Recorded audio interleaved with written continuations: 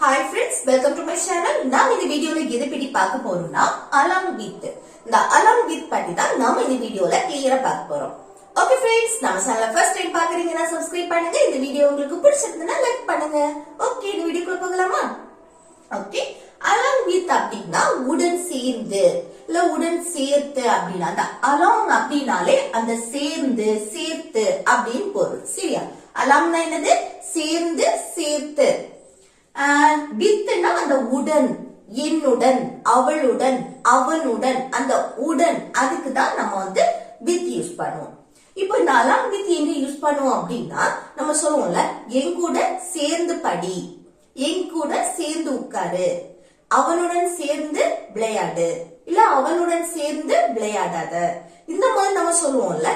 இப்படி அவனுடன் சேர்ந்து, என்னுடன் சேர்ந்து, அவளுடன் சேர்ந்து, அதே போல பணத்தை அந்த பணத்தை கூட சேர்த்து வைக்காத, நம்ம சொல்லுவோம்ல, இந்த பணத்தை வந்து அந்த பணத்து கூட அந்த பணத்துடன் சேர்த்து வைக்காத, இந்த மாதிரி நம்ம சொல்லுவோம்ல உடன் சேர்த்து, அதுக்கும் நம்ம வந்து along with யூஸ் பண்ணுவோம். சரியா? இப்ப ஃபர்ஸ்ட் பாருங்க, என்னுடன் சேர்ந்து, என்னுடன் சேர்ந்து, அதுக்கு எப்படி? உடன் சேர்ந்து, அந்த சேர்ந்து அதுக்கு தான் along. சரியா? along. அடுத்து என்னுடன், அந்த உடன், அதுக்கு with. என்னை மென்ஷன் பண்ணும்போது me, ஆப்ஜெக்ட்ல எழுதணும். சரியா? அப்போ along with me அப்படின்னா என்னுடன் சேர்ந்து, along with me, என்னுடன் சேர்ந்து. அடுத்து உன்னுடன் சேர்ந்து, உன்னுடன் சேர்ந்து, அதுக்கு எப்படி சொல்றது? அந்த சேர்ந்து along, அந்த உடன் with, அடுத்து உன்னை மென்ஷன் பண்ணும்போது you. சரியா? இப்போ அந்த சப்ஜெக்ட்டுக்கும் யூ தான் போடுவோம், ஆப்ஜெக்ட்டுக்கும் யூ தான் போடுவோம். சரி, அடுத்து அவளுடன் சேர்ந்து, இது எப்படி சொல்றது? அவளுடன் சேர்ந்து, அந்த சேர்ந்து along, அந்த உடன் with, along with. அடுத்து அவளை மென்ஷன் பண்ணும்போது her, along with her அப்படின்னா அவளுடன் சேர்ந்து, அவளுடன் சேர்ந்து அப்படின்னா along with her. அடுத்து அணுவுடன் சேர்ந்து, இது ஒரு நேம் நீங்க மென்ஷன் பண்றீங்க, அணுவுடன் சேர்ந்து, இது எப்படி சொல்றது? along with அணு, along with அணு. சரியா? அந்த நேம் அப்படியே போடணும். இது என் ஃப்ரெண்ட்ஸ் கூட சேர்ந்து அப்படின்னு சொல்றேன், என் ஃப்ரெண்ட்ஸ் கூட சேர்ந்து வெளியில போறேன், இது எப்படி சொல்லலாம்? along with my friends, N friends உடன் சேர்ந்து அப்படின்னு சொல்றதுக்கு எப்படி சொல்லலாம்? along with my friends. Okay, அடுத்து அவர்களுடன் சேர்ந்து, அவர்களுடன் சேர்ந்து, இது எப்படி சொல்றது? along with, அவர்களை மென்ஷன் பண்றோம், அவர்கள் மற்றவங்களை தான் நம்ம மென்ஷன் பண்றோம், அந்த கூட்டத்துல நம்ம கிடையாது, அதுவும் ஒன்றுக்கு மேற்பட்டவங்களை நம்ம மென்ஷன் பண்றோம். சரியா? அப்ப என்னது? தே, சப்ஜெக்ட் வந்து தே வரும், அவர்கள் அப்படின்னு சொல்லும்போது ஆப்ஜெக்டா மாறும்போது அவர்களுடன் அப்படின்னா them. சரி, அப்போ அவர்களுடன் சேர்ந்து அப்படின்னா along with them, along with them. Okay okay, அடுத்து நெக்ஸ்ட் எக்ஸாம்பிள் பாருங்க. அவளுடன் சேர்ந்து படி, நம்ம சொல்லுவோம்ல அவ கூட சேர்ந்து படி அப்படின்னு, இது எப்படி சொல்லலாம்? அவ கூட சேர்ந்து படி, அந்த படி verb என்னது? படிக்கக்கூடிய செயல். ஓகே, இதுல வந்து சப்ஜெக்ட் இல்ல, சோ அந்த verb தான் நம்ம ஃபர்ஸ்ட் எழுதுவோம். அவ கூட சேர்ந்து படி, அவ கூட சேர்ந்து பாடு, இந்த மாதிரி நம்ம சொல்லும்போது அந்த verb ஃபர்ஸ்ட் எழுதுவோம். சரியா? படிக்கிறதுக்கு இங்கிலீஷ்ல ஸ்டடி, ஸ்டடி. அடுத்து என்ன வரணும்? அவளுடன் சேர்ந்து, இது எப்படி எழுதுறது? அந்த சேர்ந்து அதுக்கு along, உடன் அதுக்கு with, அவளை மென்ஷன் பண்ணும்போது her. ஓகே, அவளுடன் சேர்ந்து படி அப்படின்னா study along with her, study along with her. Okay, அடுத்து பாலாவுடன் சேர்ந்து போ, நம்ம சொல்லுவோம்ல பாலா கூட சேர்ந்து போ அப்படின்னு, இது எப்படி சொல்றது? பாலாவுடன் சேர்ந்து போ, அந்த போகக்கூடிய செயல், போறதுக்கு இங்கிலீஷ்ல என்னது? go, go. அடுத்து சேர்ந்து along, உடன் with, அடுத்து Bala, okay, go along with Bala அப்படின்னா பாலாவுடன் சேர்ந்து போ, பாலா கூட சேர்ந்து போ அப்படின்னு. Okay, go along with Bala. அடுத்து பாலாவுடன் சேர்ந்து போகாத, நம்ம சொல்லுவோம்ல பாலா கூட சேர்ந்து போகாத அப்படின்னு. அத நெகட்டிவ்ல சொல்லும்போது எப்படி சொல்லுவோம்? அந்த போகாதே அப்படின்னா don't go தானே, don't go. அடுத்து பாலாவுடன் சேர்ந்து along with பாலா. ஓகே, அப்போ பாலாவுடன் சேர்ந்து போகாத அப்படின்னா don't go along with Bala, don't go along with Bala. அடுத்து நான் என் அம்மா கூட சேர்ந்து வெளியே போனேன், நம்ம சொல்லுவோம்ல நீ எங்க போன, நான் என் அம்மா கூட சேர்ந்து வெளியே போனேன் இப்படி சொல்லுவோம் தானே. அப்போ நான் சப்ஜெக்ட் வந்துருக்கு தானே, நான் என் அம்மா கூட சேர்ந்து வெளியே போனேன், முடிச்சு போன விஷயத்தை பற்றி பேசுறோம். அப்ப சிம்பிள் பாஸ்ட் டென்ஸ் படி எப்படி சொல்றது பாருங்க. ஃபர்ஸ்ட் நான் சப்ஜெக்ட் ஆகி, அடுத்து என்னது verb, என் அம்மாவுடன் சேர்ந்து வெளியே போனேன், போகக்கூடிய செயல். போறதுக்கு இங்கிலீஷ்ல என்னது go, அதோட பாஸ்ட் went. I went, நான் போனேன், எங்க வெளியே, வெளியே அவுட். ஓகே, யார் கூட? என் அம்மாவுடன் சேர்ந்து. அப்போ என் அம்மாவுடன் சேர்ந்து அப்படின்னா along with my mom, இல்லனா my mother அப்படின்னு கூட போட்டுக்கலாம். சரியா? அப்போ நான் என் அம்மாவுடன் சேர்ந்து வெளியே போனேன் அப்படின்னா இது எப்படி சொல்றது? I went out along with my mom.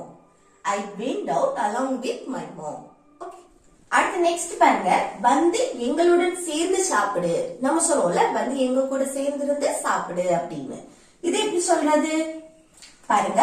வந்து இது ஒரு செட், எங்களுடன் சேர்ந்து சாப்பிட அடுத்த செட். அப்போ இல்ல வந்து இல்ல ஃபர்ஸ்ட் எழுதிடலாமா? வாரத்துக்கு இங்கிலீஷ்ல என்னது கம், அது அப்படியே எழுதணும். அடுத்து and போடணும், கம் and. அடுத்து எங்களுடன் சேர்ந்து சாப்பிடு, இது எப்படி சொல்றது? சாப்பிடுறதுக்கு இங்கிலீஷ்ல என்னது eat. அடுத்து எங்களுடன் சேர்ந்து, அதுக்கு along with.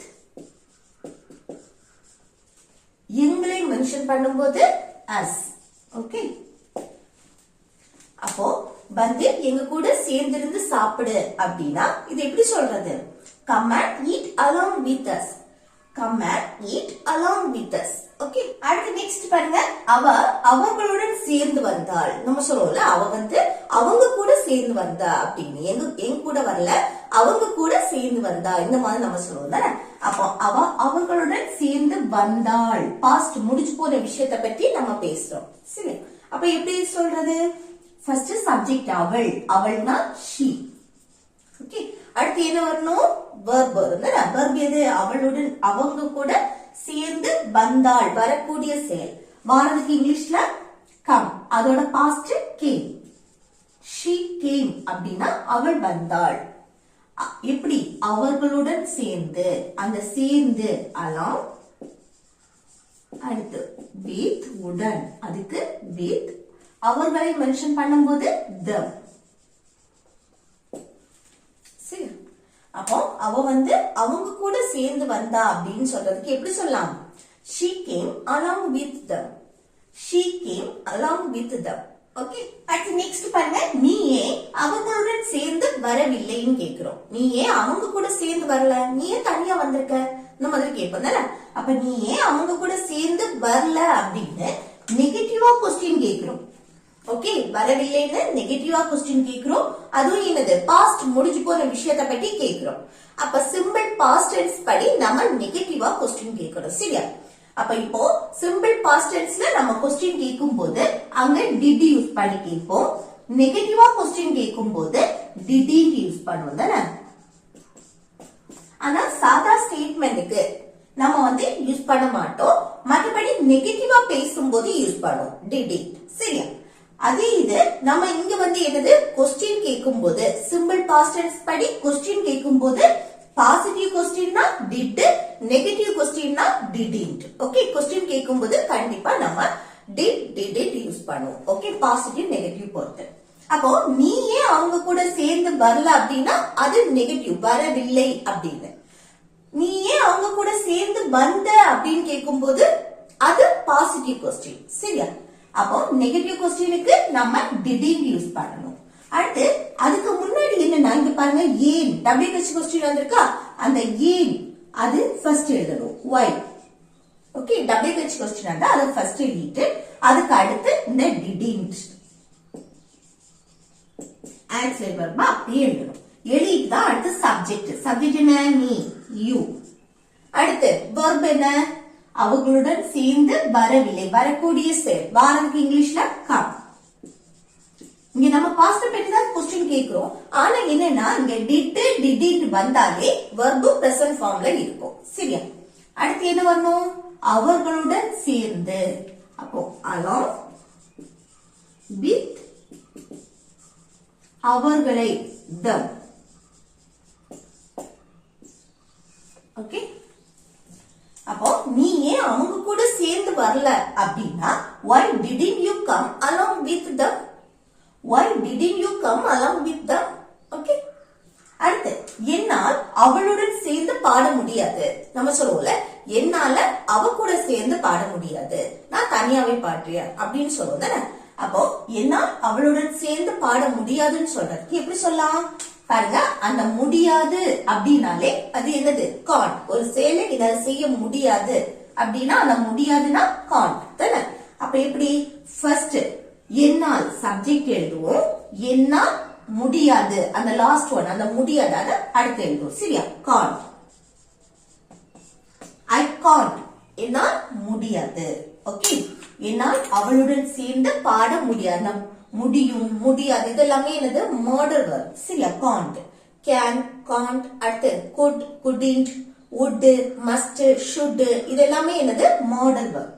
அப்ப அடுத்து என்ன வரணும்? வெர்ப் வரும். வெர்ப் எது? பாட முடியாது, பாடக்கூடிய செயல். பாடுறதுக்கு இங்கிலீஷ்ல sing. அடுத்து அவளுடன் சேர்ந்து, அது எப்படி சொல்லுவோம்? along with. அவளை மென்ஷன் பண்றதுக்கு her. along with her அப்படின்னா அவளுடன் சேர்ந்து. அப்ப என்னால் அவளுடன் சேர்ந்து பாட முடியாது அப்படின்னா இது எப்படி சொல்றது? I can't sing along with her. I can't sing along with her. Okay, okay, next பாருங்க. நான் அவளுடன் சேர்ந்து பாட மாட்டேன். நம்ம சொல்றோம்ல, நான் வந்து அவ கூட சேர்ந்து பாட மாட்டேன் அப்படின்னு. இது எப்படி சொல்லலாம்? பாட மாட்டேன், ஃபியூச்சரை மீன் பண்ணி நம்ம சொல்றோம். இன்னொன்னு என்னது? நெகட்டிவ்ல இருக்கு.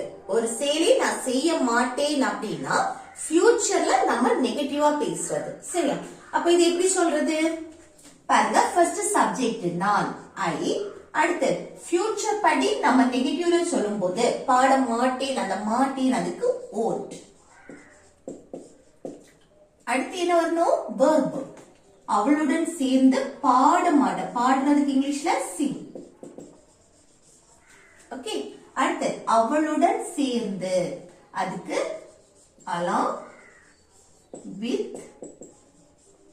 அடுத்து அவளை மென்ஷன் பண்ணும்போது her தானே.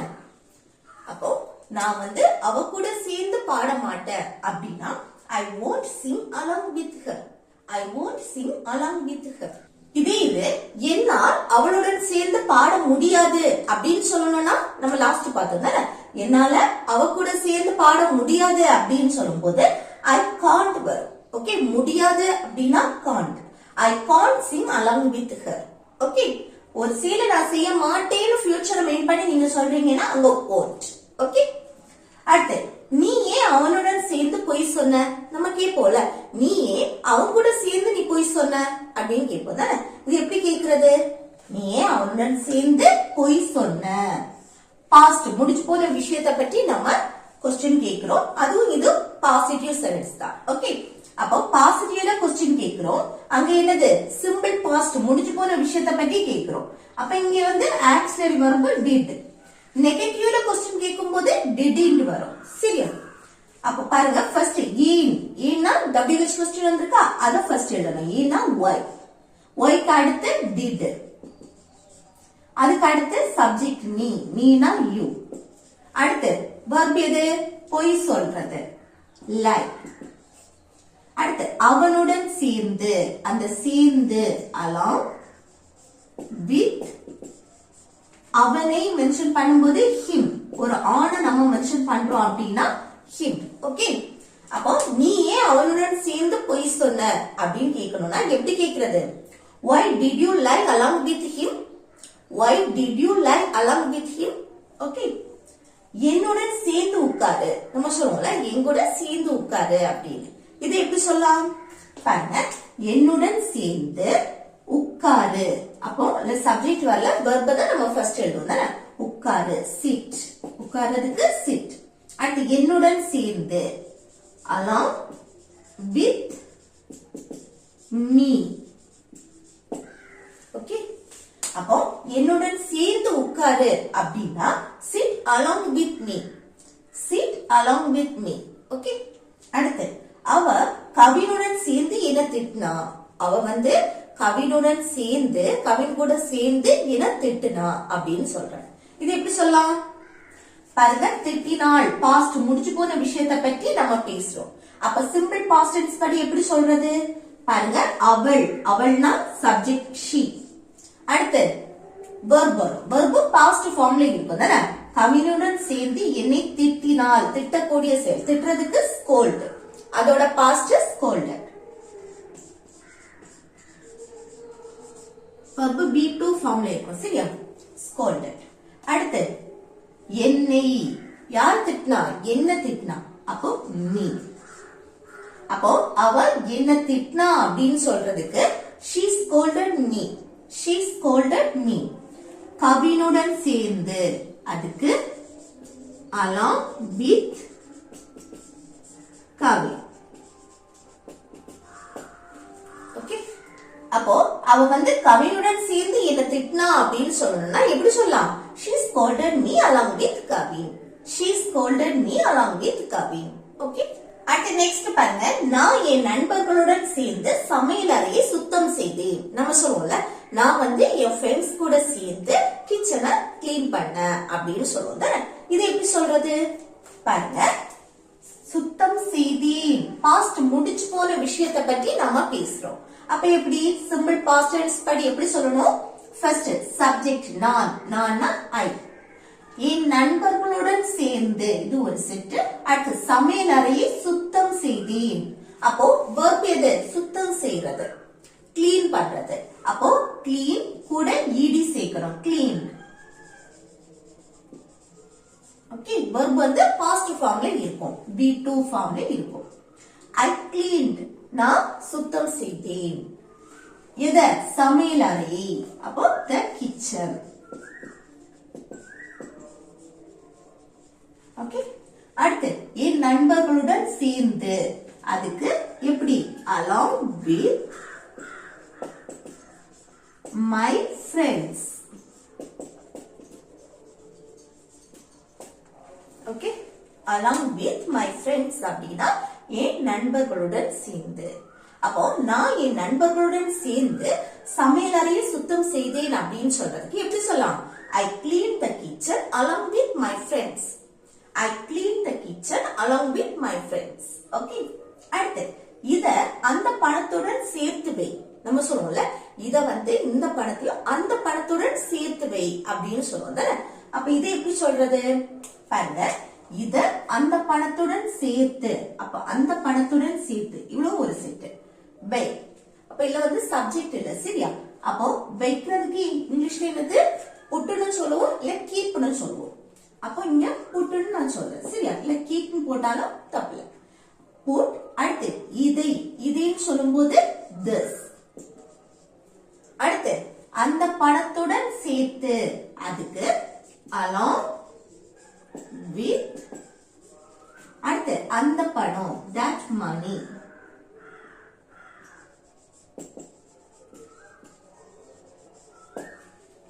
ஓகே, அப்போ இது அந்த பணத்துடன் சேர்த்து வை அப்படின்னு சொல்றதுக்கு எப்படி சொல்லலாம்? Put this along with that money. Put this along with that money. இல்ல keep னு கூட சொல்லிக்கலாம். Keep this along with that money. Okay, அடுத்து நெக்ஸ்ட் பாருங்க, ஓன் Dress என் Dress உடன் சேர்த்து வைக்காத. நம்ம சொல்லுவோம்ல, ஓன் Dress என்னுடையதுடன் சேர்த்து வைக்காத அப்படின்னு சொல்லுவோம். இல்ல என் Dress கூட சேர்த்து வைக்காதேன்னு சொல்லுவோம் சரியா. இது எப்படி சொல்றது பாருங்க இதுல வந்து சப்ஜெக்ட் இல்ல, சோ நம்ம verb ஃபர்ஸ்ட் எழுதுவோம். இது வந்து நெகட்டிவ் சென்டென்ஸ் தானே, வைக்காதே அப்படின்னு. அப்போ don't put, இல்லைன்னு சொன்னா don't keepனு கூட நம்ம சொல்லிக்கலாம். Okay, oh don't put. அடுத்து என்ன, உன் ட்ரெஸ்ஸை, your dress. ஓகே, அடுத்து என்ன, ஏன் ட்ரெஸ் உடன் சேர்த்து, அதுக்கு along with mine. அந்த ஏன் ட்ரெஸ் உடன், அதுக்கு நம்ம வந்து ஏன் ட்ரெஸ் உடன், என்னுடையதுடன் அப்படின்னு சொல்றதுக்கு அதுக்கு mine போட்டாலே போதும். சரியா? அப்போ உன் ட்ரெஸ் ஏன் ட்ரெஸ் உடன் சேர்த்து வைக்காத அப்படின்னு சொல்றதுக்கு எப்படி சொல்லலாம், don't put your dress along with mine. Don't put your dress along with mine. Okay, இல்லைனா don't keep னு கூட சொல்லிக்கலாம். Don't keep your dress along with mine. Okay, அடுத்து நெக்ஸ்ட் பாருங்க, இது வந்து ஹோம்வொர்க். சரியா? நான் அனுவுடன் சேர்ந்து விளையாடினேன். நம்ம சொல்லுவோம்ல, நான் வந்து அனு கூட சேர்ந்து விளையாடினேன் அப்படின்னு. இது எப்படி சொல்லலாம், இது எப்படி சொல்லாது கமெண்ட் பாக்ஸ்ல கமெண்ட் பண்ணுங்க. ஓகே ஃப்ரெண்ட்ஸ், இந்த வீடியோ உங்களுக்கு யூஸ்ஃபுல்லா இருக்குன்னு நினைக்கிறேன். யூஸ்ஃபுல்லா இருந்துச்சுன்னா இந்த வீடியோக்கு லைக் பண்ணுங்க, உங்க ஃப்ரெண்ட்ஸ்க்கு ஷேர் பண்ணுங்க.